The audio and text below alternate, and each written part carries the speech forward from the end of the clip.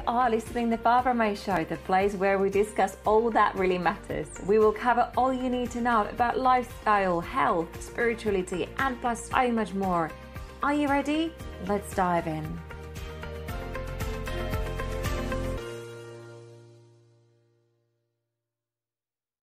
Hello, Alexandra. Welcome to my podcast. My first question for you is, what are you grateful for?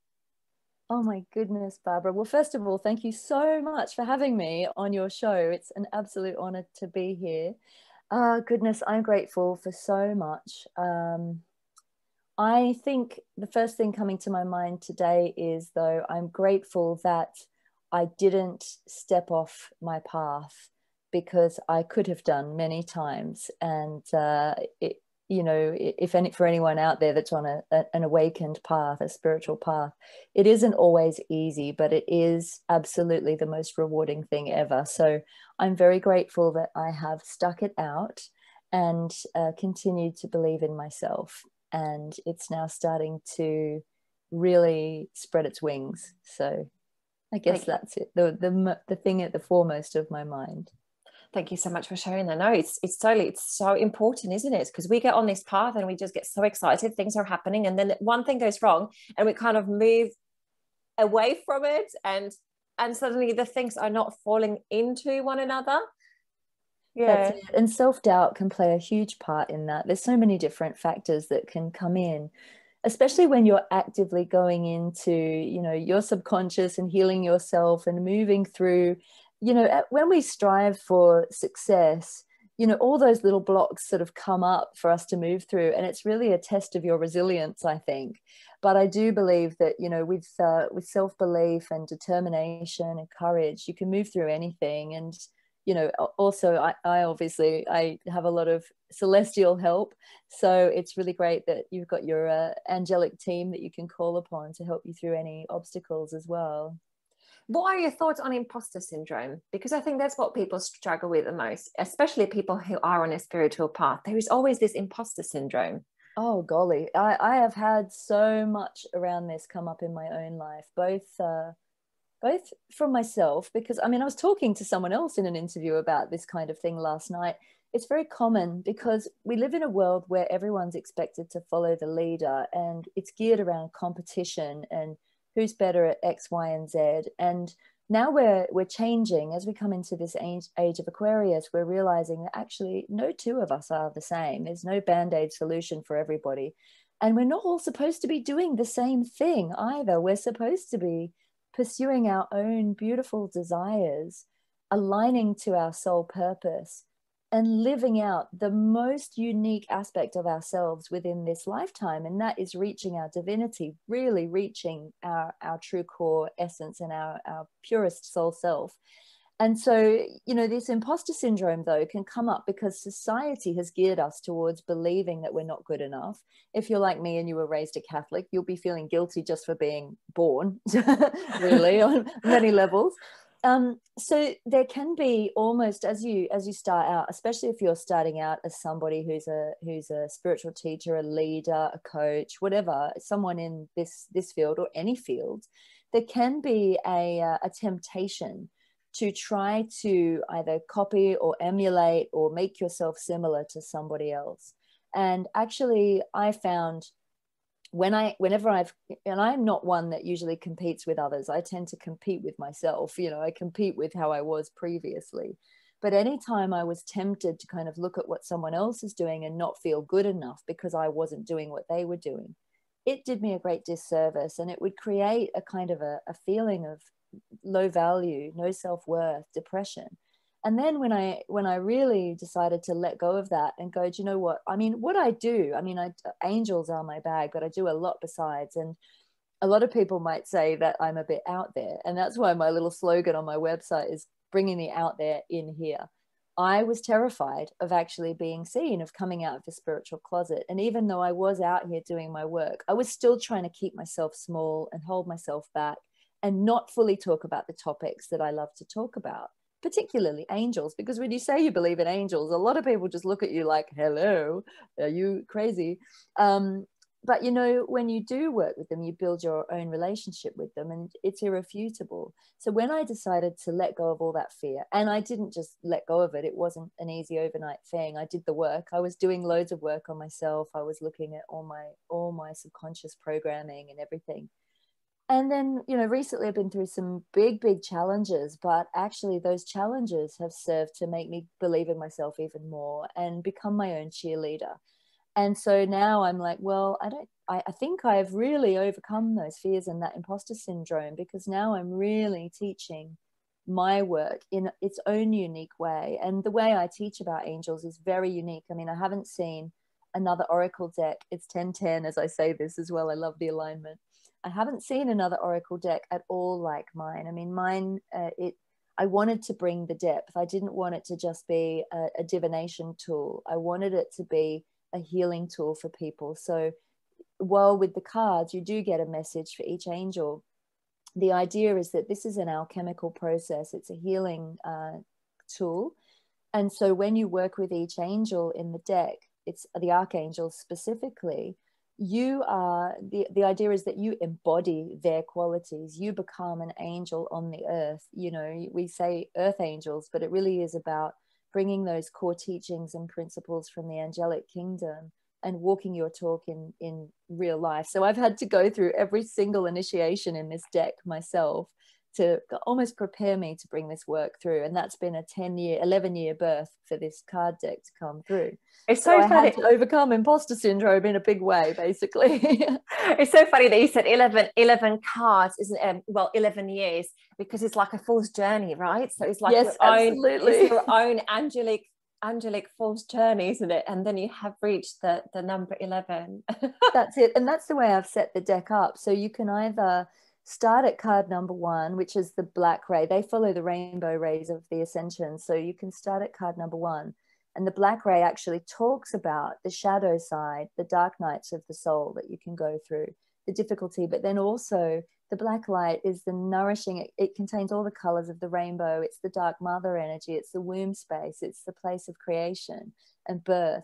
And so you follow that up through the red, the russet, the red, the orange, the yellow, all the way through the rainbow rays until you get to the diamond ray. And so you can do it card by card over a number of 40 days or 40 weeks, the old 40 days and 40 nights initiation proverb.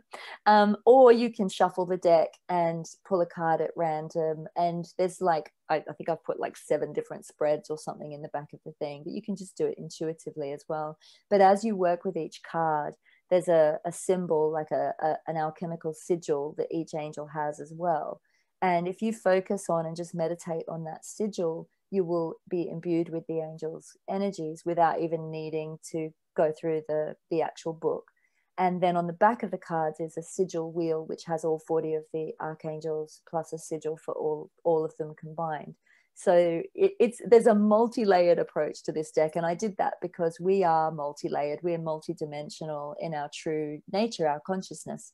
We're not, we think that we're just these physical beings, but actually we have a human mind and then we have a divine mind. And so it's about bridging you into your genius, really, your genius, your wisdom, the memory of who you are as a soul, so that you can really, really start to put your hands on the steering wheel of your life and steer it in the direction of your dreams, really, to create your heaven on earth, really, is the whole point. That is so interesting. I love, especially when you were talking about how you came out of spiritual closet and how you kind of came out from your own self and like to show yourself to world, and you didn't stop. When I started doing a podcast, everyone went quiet. It was so funny. Literally, like, I posted something because I was so scared. English is not my first language. What are people going to think of me? And the interviews, do I make any sense? What am I talking about? Who's going to be listening to? So I put the podcast out, and every single person went quiet. Nobody said to me, "Oh, you're doing well. Everything is working out for you. This is fantastic. Well done on your hard work." Everyone just literally went so quiet, and I just kept going, and I love it so much. So, and I feel like I'm doing something what I'm supposed to do. I'm using my voice to kind of create a platform for people like you. And anyway, I'm just very you excited know here what, about Barbara? this. That's typical of one of those tests, isn't it, that the universe throws us. It's, are you going to be determined to, you know, are you going to walk your talk, or are you going to let everyone else's opinions and viewpoints knock you off your path, knock you off your perch? And you are, in creating your podcast and doing your work, you're following your purpose, you're following your joy. And I find that, you know, within our society, people can get quite threatened when you're living your joy and walking your talk, and especially if you're succeeding at it. I found that people can get quite competitive and quite tricky. But the more that we say yes to ourselves and we don't let people knock us off our perch, eventually the people that are challenging you they move out of your life, and then the ones come in that will lift you and support you because they feel inspired by you and they get it, and then they're inspired to follow their own path and to create from their own core value system and their own core desires. And I've got to say, your voice is amazing, and we had a conversation about this before we started recording, didn't we? I love your accent, it's beautiful, and I can hear the Aussie coming through. Thank you. Let's talk angels. So my first question is, and this is what I need to ask before we dive into the topic, can you share your journey with angels? How did you discover them? It's a long journey. Try and keep it very brief, but I've seen angels for as long as I can remember. I basically died at birth. My mother was told she was giving birth to a stillborn, and I was actually I got goosebumps. Yeah, literally. So my birth was very traumatic. My mother nearly died. I nearly died. I was high forceped out, and I was resuscitated actually by my dad's best friend. My dad's a doctor, and his best friend was the anaesthetist who was on hand in case they needed to rush mum in for a cesarean. My mother was tiny. She was a size 6, and I was about a 10-pound baby. So you can imagine, I got stuck. It was horrific. But I believe that I came into this world with one foot in this world and one foot in the beyond. And I have always seen, I'm very, very, very super clairvoyant. I'm claircognizant as well, which means I just know stuff and I hear. And as a child, I saw the whole world as pure consciousness. So I was able to speak to the consciousness of plants and trees and animals and insects. And I've reawakened that ability now. I mean, the schooling system and church and everything kind of systematically shut all that down in me. And I was told I just had a vivid imagination. But I remember as a child, I used to suffer from sleep paralysis, and I would get night terrors and things. And I would see light, but I would also see the dark stuff too. We live in a very dualistic world. And rather than being scared of it, because mum was Catholic, she taught me this Catholic prayer. And it was just a simple prayer to your guardian angel. So whenever I would get these night terrors and this paralysis where I would literally feel pinned to the bed, I would say the angel prayer, and it would all lift instantly. The minute you call on the light, it just lifts. And these huge arcs of light that looked like cathedrals of light would come into the room. Now, I grew up in rural Australia where there are no street lights. It's so dark, you cannot see your hand in front of your face. And the only light around for miles is starlight. And I now know that the angels, they travel by light. And so if there's even the tiniest point of light in a room, they will use that and they can amplify that to create more light. I had another experience in Egypt many years later in 2012 after I'd started channeling these incredible intergalactic, interdimensional angels, something I'd never seen before. And I woke up in the middle of the night, and at the foot of my bed was this huge beach ball sized red orb. And it was with my eyes open, pitch black room, didn't know where the light was coming from.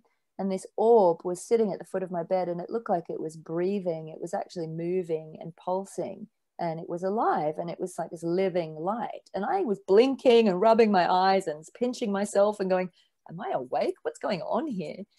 And the orb started speaking to me, and it was a collective of angelic voices. And these were angels, obviously, that I'd never seen before. And they basically said, yeah, we exist in the in-between realms, in the celestial realms, in the cosmology of the stars. And because of where humanity is right now, our level of consciousness, we can access you and you can access us. So these are ones that I'm currently writing about.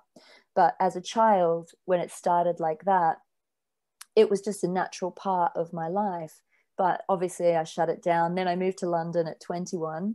And I was 14 actually when I had a big visitation, and I sent them away and I said, oh no, I'm not ready, because it was all the ancestors, and I was like, I don't want to see dead people, go away. But when I was 21, another 7 years later, they always come in cycles, I awakened massively. I moved to London, went into a very deep depression. 2 years after living here, I went for my first visit home to Australia, and I told my mom how low I was. And I didn't know that obviously I'd stepped into all the heavy London energy, and all my ancestral stuff had come to the surface for me to clear. But I just thought I was depressed. And my mother just simply said to me, have you asked your angels for help? And previously I would have looked at her and gone, I was doing my best to try and be a normal human, fit in, pretend I wasn't. That's the imposter syndrome, right? Pretend you're not spiritual, pretend you're not different. Previously I would have thought, oh God, here we go again. Mum's just being a nutcase.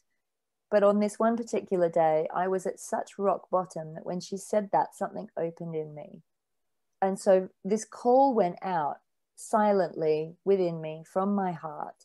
And I said, okay, angels, if you really are there, because I had memories of childhood, but I'd sort of compartmentalized them. But I said, if you really are there, I need evidence. I need to know. I need to see you. I need to feel you. I need to hear you. I need it to be irrefutable, and I need help. I really can't go on like this. I now know that I was depressed because I'd shut down that whole part of myself. I couldn't exist without it. It was who I was. But the angels started showing up. And from that day forward, I started seeing, every time I'd look up, there would be the word angel in my vision, like signs from the universe on t-shirts, on billboards, on, people would be called angel. There'd be like announcements in the supermarket. Would angel come to the cash register? I literally couldn't avoid it. And then in 2008, after all this seeking and exploring, and I tried different types of therapy as well to help, it was the angels guided me to a spiritual healing workshop. And I was actually given it as a scholarship. I won this workshop. I ended up going to it to train as a holistic therapist. And there was only a tiny little segment on the angels in that workshop. And that was the reason I was there. The rest of the course wasn't by the by, really. But the reason I was there was for this one moment. And it was probably on about the second day. And they said, oh, we're going to pair up and do some angel readings. And it was the single most phenomenal experience I think I've ever had in my life. And I've had many more since, but this was the biggest one that I'd had at the start of this real opening.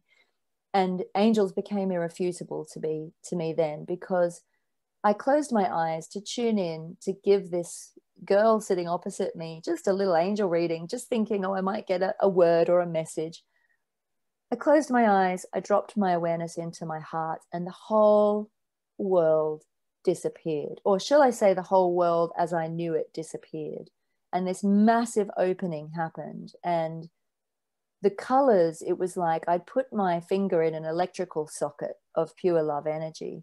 And the rush of the love energy was just off the scale. My whole body was quivering with this energy.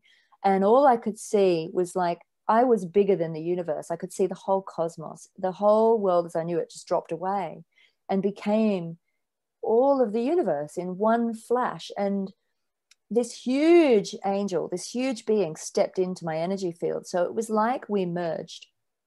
And I became him and he became me, and we were one in the same. But it was weird. It was very multidimensional, very, very holographic. I could see him as though I was looking at him, but then I could see him from every angle. And then it was like I was him. There was no separation. And this being was gold. He was angelic. I could see the big wings of light, but he looked like a big robot. He was all geometric shapes. He was geometry. And I knew about Michael and Gabriel and Raphael and all the traditional angels and archangels, but I'd never heard of this being, to my knowledge, before. And I remembered when I'd spoken to my mum about, our gifts, because she's very psychic as well. She used to say, always ask who's with you and make sure it's there for the right reason. You make sure it's good. Well, I knew it was good because the love was just incredible. But I said, who are you? You know, what is this? You know, you look like a huge big robot. This is the weirdest thing I've ever seen. You're not at all what I expected an angel to be. And this voice came out of the heavens. It's like the voice boomed. It was this, like the voice of God almost. And this voice went, I am Metatron. And this voice, and I was laughing because I thought, you're like a angelic transformer. You're an angelic robot. This is you're like Megatron. I was like, this is just ridiculous, because I loved Transformers when I was a kid. And then I literally was just laughing. And then he showed me his cube, the Metatron cube, and he brought it down through my energy field. It was clear. I'd never seen it before in this life. Was clearing all my chakras. Everything was aligning. I went through this massive healing process. Now, this was all probably, Barbara, in about the time of about 10 minutes max, but it felt like an infinity. It felt like an eternity. I felt like I was gone for centuries. And I think that probably what happened was a huge Kundalini awakening and crown chakra opening all at once. And by the time I came back into my body and sort of earthed myself, this was a room of 50 people on this workshop. This other angel healer who was assisting on the workshop had come from the other side of the room. She'd seen the whole thing happen. She came up to me, she grabbed me and she went, you're going to work with the angels. You have to work with the angels. They pushed me here. They've told me you are the one. You have to do this. You're the one I'm here for, because she was just assisting and she didn't know, you know, why she was specifically there, but she had to deliver this message. As she delivered this message, she said, you're going to write books about them. This is your purpose. And we both looked down at the same time, and between our feet was this massive white angel feather. And you cannot make this stuff up. It was a corporate, it was in a hotel, in a conference center. Where did this feather come from? We still don't know to this day. It was as though it had materialized. So from then on, I had I've had another few massive experiences with Michael. I had an experience in St. Mary's Cathedral in Sydney, which you'll probably be aware of the same ilk, where I vanished and he was me and I was him. We merged. Raphael, in a healing workshop, sat down in my energy field and taught me how to just do straight channeled healing, which is now a system I call Archangel Healing, that I've just had certified by the Complementary Medical Association. So I'm about to start teaching my version of how to work with angels. And I'm writing a book about the science of it as well, and the geometry, the sacred geometry, and the links between science and spirituality, because that meeting with Metatron really sparked this mission within me to really prove the existence of angels, you know, not for anyone else, but for myself, really. I don't need to prove it. I think you get the proof yourself. But to me, I want to share, this is, you know, the science of creation, of the creation of our world, is angelic, and they have been communicating with humans for eons. They taught us how to build those megalithic structures and to know the celestial cycles. Mathematics is the answer to angels. It's fascinating. So then I had experience with an archangel who's in my deck by the name of 𝐒𝐴𝐿. And 𝐒𝐴𝐿 is the pioneer. He teaches us to step beyond our comfort zone and really become these way showers and step into the unfamiliar and the unknown, but with an excitement rather than a fear. And also a being called Lord Melchizedek, who's also in the deck. And he basically told me that this was on the bus to work. I was on a double-decker bus going to work as a journalist at a celebrity gossip magazine called Now Magazine. And I just closed my eyes to meditate. And this huge being, and the same thing, the whole world disappeared. And this huge big wizard-like being with all this violet rainbow and gold light and a beard of cloud and planets orbiting his head. This is how big he was. The planets were orbiting his head. It sounds crazy. It sounds like I was on an ayahuasca trip. I've never done plant medicine. I've never needed to, because I have these incredible, fully embodied waking visions with these beings, and they are real. They are real, and they exist in the realm of our consciousness. They exist. They are not physical as such, but they can merge with our bodies, and then they become more physical, and they are basically the bridge between us and God. And God is not separate from us. God is available to us. It is the essence of unconditional love that permeates this whole universe.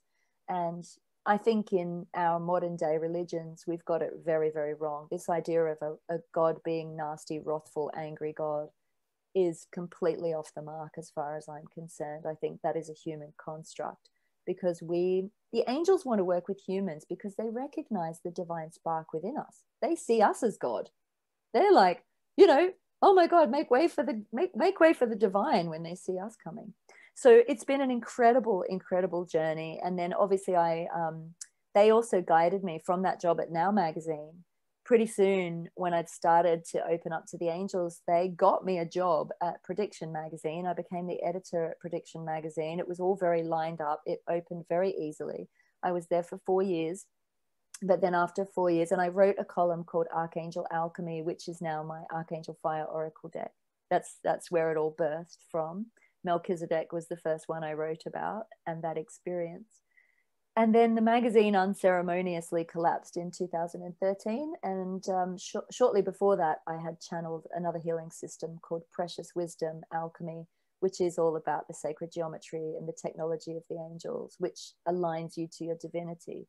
And I'm very aware that all of this sounds very out there and quite cosmic, but essentially it's science, it's mathematics, it's science, and it's basically the pattern of creation that we all are aligned with. It's part of our divine purpose to remember our divinity, because life exists in cycles.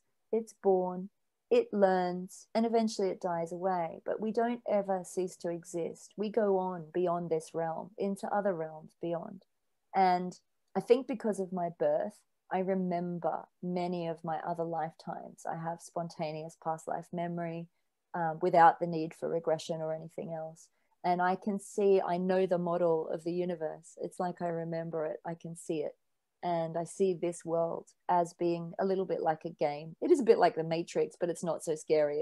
I don't see it as like a prison planet or anything. I see it as a beautiful, fun game that if you're willing and if you want to turn towards your heart, that you can find your way through any obstacle once you know that the answer is always within. And that's what the angels come to teach us. We are essentially the angels in human form.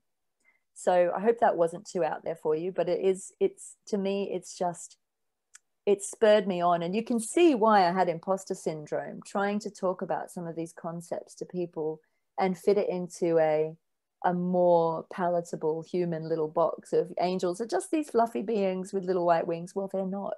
They're powerful. They are the power of love.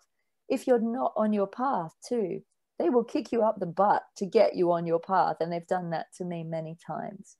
So it's beautiful. It's extraordinary. And once you start working with them, you won't regret it. There's so many gifts, and it just goes on and on and on. So I'll stop rambling now and let you get a word in edgeways. I love listening to you. I wanted to touch up on two things what you mentioned. One is you talked about the religion. I think religion is there to control. I don't know if you agree with that, but it's there is all sorts of controlling, competition and all that kind of stuff, like don't go too high, don't step out of your comfort zone, just make sure you are fitting with the society. So I think that is a huge problem, but I don't think we need to talk about that right now. Let's not go down that rabbit hole, Barbara. Yeah. But the other thing what I wanted to tell you is that when I lived in Sydney, I think I was about I wasn't 18 years old, I was about 17. I struggled so badly. I couldn't get a job because I wasn't 18 years old, so I wasn't able to serve alcohol at the restaurants, pubs. I couldn't work. Australia is very strict, as you know, when it comes to those things. So it's a nanny state, let's be honest. Yeah, I could do cleaning jobs, cleaning offices, 4 a.m. in the morning. Anyway, it was a struggle. And my friend said to me, he says, oh, I got a friend, she does the Reiki, he says, come over to her and like she kind of sort you out.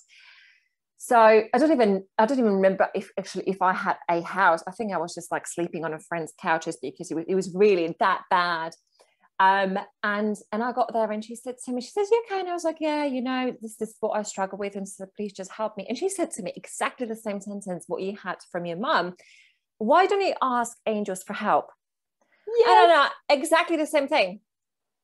And I'm just thinking, and I didn't even think about it. And she said to me, she said, listen, he says, God is too busy. He's doing things all over the place. Like everyone's asking him. He says, just ask the angels. I asked the angels.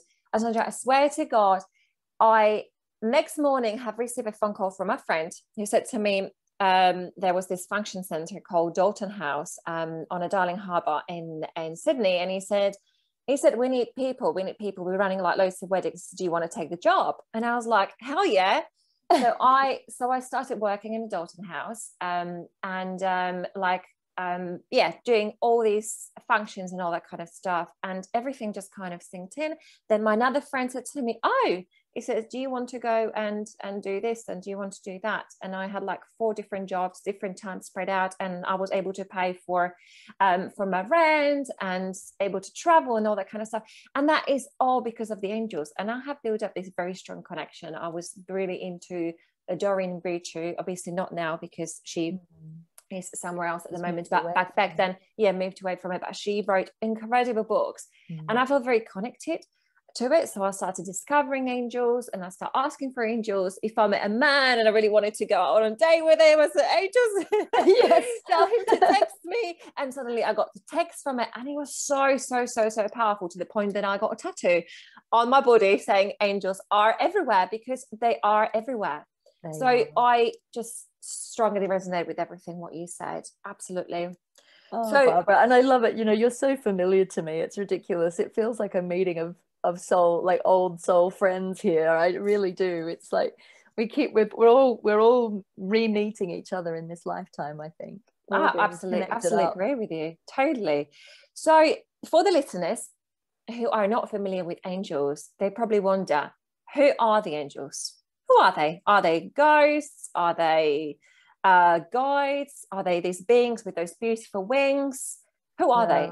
First of all, they're different from spirit. They're not angels are not people who have died and passed over. Angels, it's not like they have human life like we have human life here.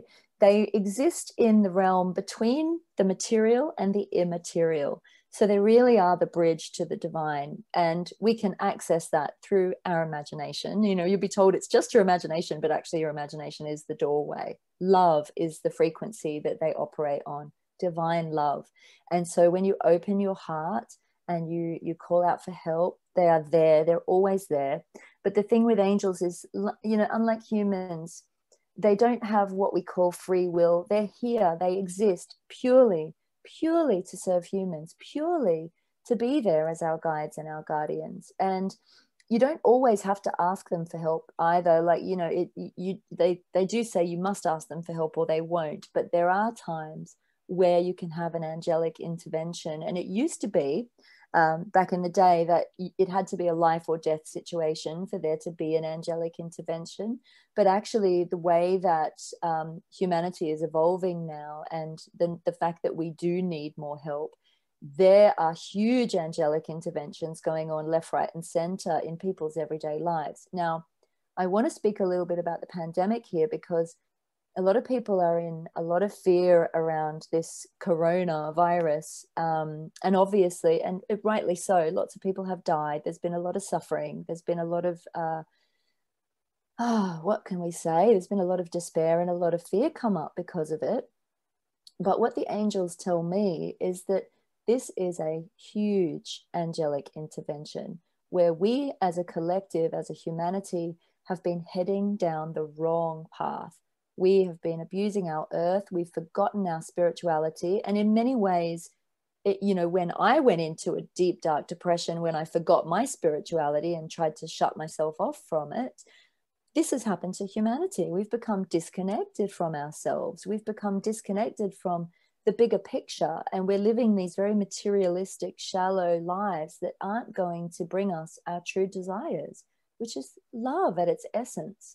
So this huge awakening that many mystics, I mean, we've known it's been coming for a long time, right, Barbara? We didn't know it was going to be in the form of a virus as such, but we knew that there was a huge change coming. And in 2019, I was traveling home from my office in Victoria on the tube. And it was around the time there'd been a spate of terror attacks. It was all a bit worrying. And as I was sitting on the tube, I felt these huge, big indigo, blue, purple throne angels. The thrones are one of the choirs of angels. And these were huge angels, big protective angelic forces. And I was just sitting on the tube. I think I was reading or something at the time. And they came in very suddenly. And when I described it to people in the days afterwards, and even like as late as January 2020, well before the pandemic had hit, well before they were even using the term lockdown. But I said to my friends, oh my God, I had all this protection come around me on the tube the other day, and it was like being put into a lockdown, right? I was using that word. And they literally locked my energy field. It was like the protection around me was so powerful. And again, I had one of these very physical experiences of the angels. They weren't quite standing in my energy field, but their energy was in my energy field. And I said to them, oh my God, why are you here? Please tell me there's not going to be a terror attack, because I'm on the tube, and why the protection? This is crazy. And I was freaking out a little bit. And I was like, what are you here for? And they went, don't worry, beloved. We're putting this protection around everybody. It is about to be the changing of the guard on your planet. And I went, okay, what does the changing of the guard mean, right? And they said, those in their integrity will be lifted. Those who have been abusing their power are about to be taken out of their positions of power. And the process is beginning now. And I knew it with every fiber of my being that it was a truth. Now, I don't go into the rabbit holes of the conspiracy theories. I stay at that angelic level, and I watch what's going on the 3D plane, and I refuse to go into fear about it, because we're going to see a lot of darkness and a lot of abuse of power being revealed to us. We've already seen it with Trump and with all this stuff going on, Brexit. We've seen that there's dodginess afoot. But now we're going to see even more of it being exposed. And you might even find, especially if you're a light worker or a healer, or if you're on an awakened path, that you'll be going through your own small experience of this, your own personal experience of having to stand in your power and in your integrity and say no to greed and no to bullying and no to abuse. And we've been taught for too long that being kind means being weak, and it does not mean being weak. Being kind and being good means being in your integrity and your truth. And it's absolutely okay to use your anger to say no to something you don't agree with. So we're going to see a lot more of this on the planet. But the coronavirus, corona is a crown, it's a halo, it's angelic. And you can choose to see it as a positive thing, as a halo and as a positive force for good. We've been forced into our homes, which has forced us to go within into our hearts, which is where the answers lie. Or you can choose to see it as a crown of thorns, as a negative thing, as something that's a punishment. In many ways, it's a little bit of both, but I see it as there was a need, a desperate need for change, rapid change on this planet, and this is what it has forced us to do. And yes, you will see sticky stuff coming to the surface.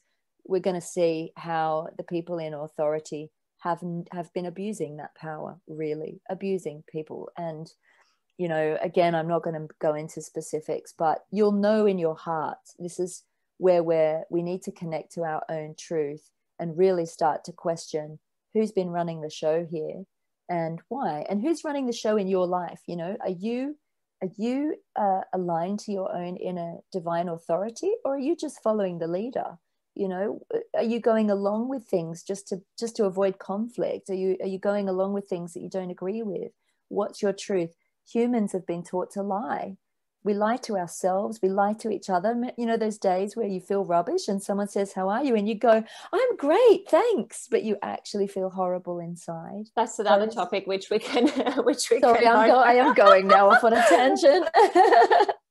No, it's all about harmony, isn't it? It's absolutely. We have been, as a society on this world, we have reached the stage of complete disharmony. Yeah.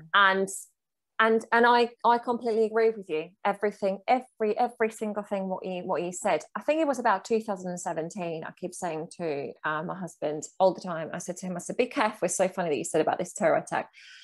He was going on a tube, and I said to him, I just feel something's going to happen. I just felt, but I don't know what it was. So I don't know if it was another world war, if it was a huge explosion or a meteorite, or I just didn't know. And I keep saying to him, just be careful.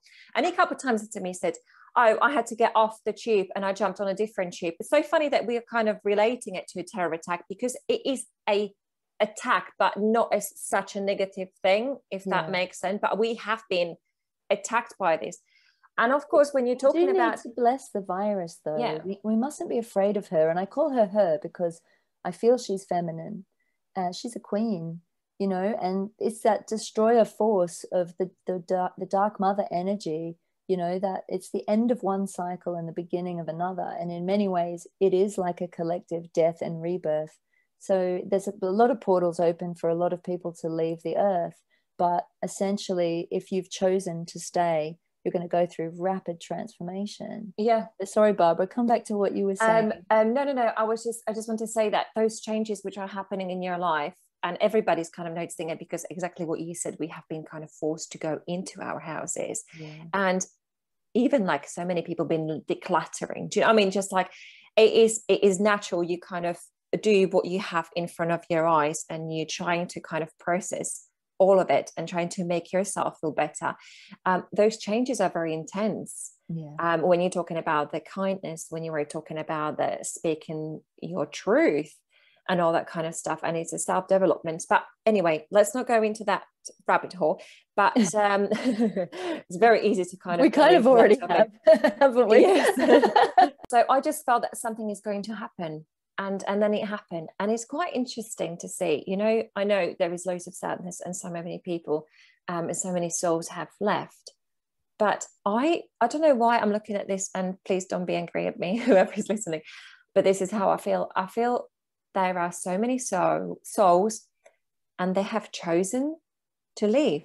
That's how I look at it. And I just feel there are so many souls out there, and I'm repeating this again. They have chosen to leave. So many souls are leaving. They can help from the other side. You know, many are needed on the other side, because we need more guides. We need more people who can see the whole picture. There are so many people that, bless them, you know, that have chosen to leave. And there's a lot of people as well who may have not been able to cope in the energies that we're in now, to cope with everything that's going on. A lot of people, you know, they've had a nice life and they've come to the end of their life and they've stepped beyond the veil. I never see death as a negative thing. Death is part of life. We've been taught to fear death. You know, from the moment we're born, we're taught to fear death. We're taught to fear the end. But it's not the end. The soul goes on. And in many ways, it's the completion of one cycle and the beginning of the next. And, you know, when viewed from spirit, when viewed from the other side, death is a birth. It's a huge celebration. It's a homecoming. You're going home to your soul family. You're going home to who you are, and you get to see your whole life review, and you get to see everything. And I've interviewed Dr. Raymond Moody and Dr. Eben Alexander about their near-death experiences. Obviously, I had my near-death experience at birth, so I have all the memory of that. I even remember why I didn't want to be born. I tried to climb back out. I was turned around the wrong way. It's ridiculous. But there's so much in the beyond. You know, the ancient Egyptians used to have, they would do initiations to train themselves for that death process. They would know the way home, so that when they died, they would know their way home to their own soul energy, so they wouldn't get stuck anywhere.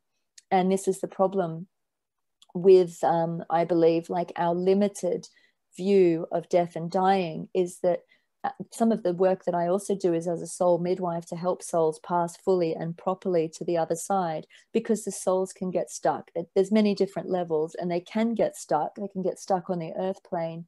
If they don't believe that there's something on the other side, they go to where they believe exists. So imagine if you don't believe in anything. There was a guy who was an atheist, and not to discount atheism at all, it's a person's choice.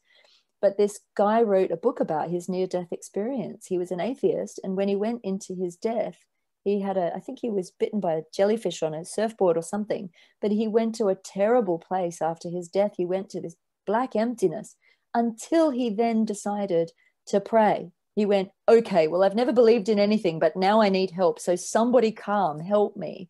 And he had this experience of Jesus Christ in light, coming in with the Christ light and saving him, and he survived, and he then went on to become spiritual. So I can't vouch for his experience, but I can say that I've seen the other side. I see it a lot, all the time, in fact. and it's beautiful. And we co-create it too. We create our experience all the time. So people think, oh, I don't believe in this and that. It's like, well, that's your choice. But if you believe, you have to believe in order to see, because it's a co-creation. We are the divine made flesh. So ask yourself, you know, if the unknown, and not necessarily death, but say your future, you fear the future because you fear the unknown. We've been taught to think that the unknown, or what we don't know, is scary. Like some people are afraid of spirit. I used to be, because we think, oh, it's going to be all demons and stuff like that, right?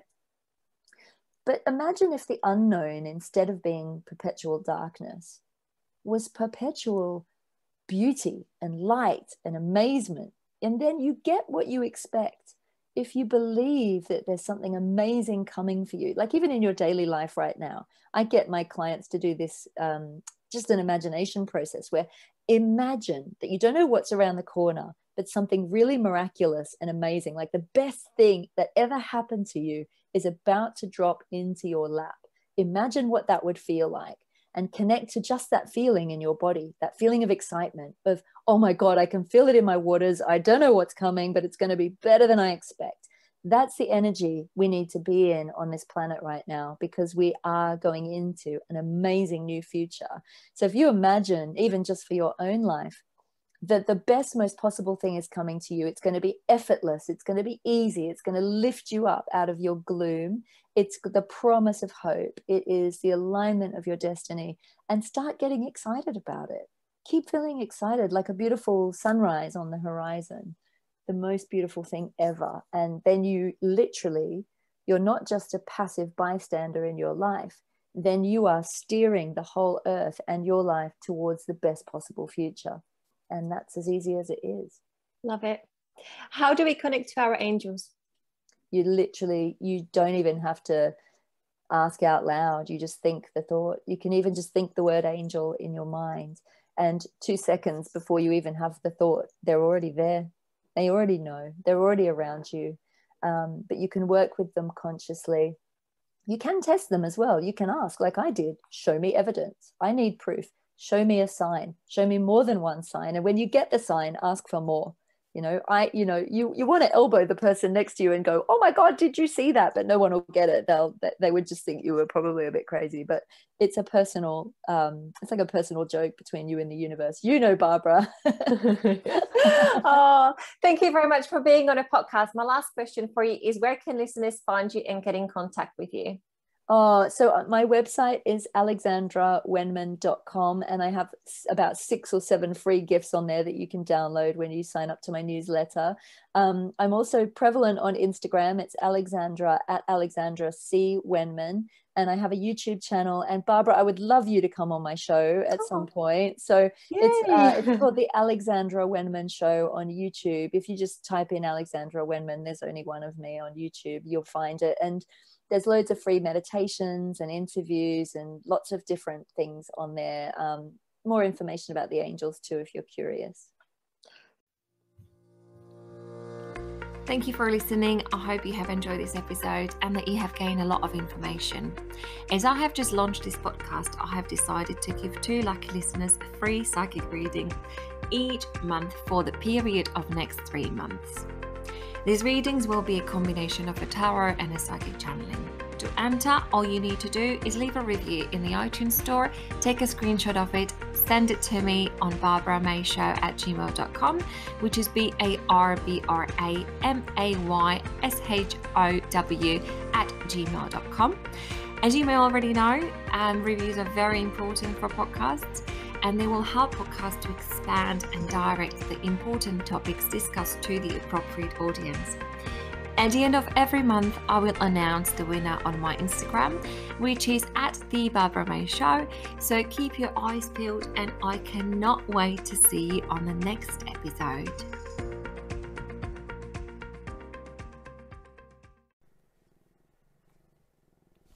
You are listening to episode 11 with Alexandra Wenman. Alexandra is a teacher of angels and alchemy, author, and host of the Alexandra Wenman Show. Alexandra used to work as an editor of Prediction and National Holistic magazine. Articles by and about Alexandra have appeared in Spirit and Destiny, Natural Health, Now, Chat is Fate, and Kindred Spirit magazines. She's an author of a collection of poetry poems of precious wisdom and the poetry of light. Before I forget, Alexandra has this amazing new oracle deck coming out called the Archangel Fire Oracle, and this deck is going to be released later in April. In this episode, we will talk about angels, who are they and how to connect with them. We will also cover topics such as imposter syndrome, self-doubt, and deeper